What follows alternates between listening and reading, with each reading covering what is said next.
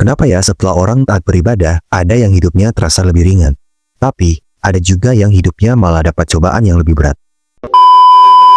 Fenomena ini sering banget kejadian. Ada orang yang mulai rajin ibadah, jaga sikap, ninggalin kebiasaan lama, hidupnya pelan-pelan terasa lebih tenang. Masalah tetap ada, tapi hatinya nggak gampang meledak.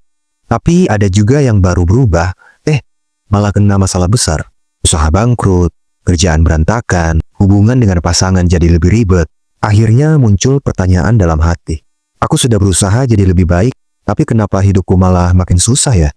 Banyak yang diam-diam kecewa, bukan sama hidupnya, tapi sama Tuhan. Saat seseorang mengubah nilai hidupnya, otak masuk ke fase konflik. Kebiasaan lama ditinggalkan, tapi pola hidup baru belum stabil.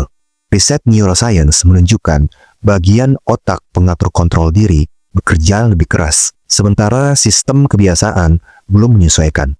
Ini yang bikin stres meningkat, emosi lebih sensitif, dan masalah terasa lebih berat. Padahal sebenarnya setiap masalah itu sudah ada sebelumnya, cuma sekarang terasa lebih berat. Dalam Islam ini sejalan dengan firman Allah di surat Al-Baqarah ayat 214. Allah menjelaskan bahwa orang beriman pasti diuji, bahkan sampai merasa terguncang sebelum pertolongan itu datang. Artinya perubahan bukan selalu dihadiahi kenyamanan instan, tapi karena perubahan memang selalu disertai ujian sebelum datangnya ketenangan.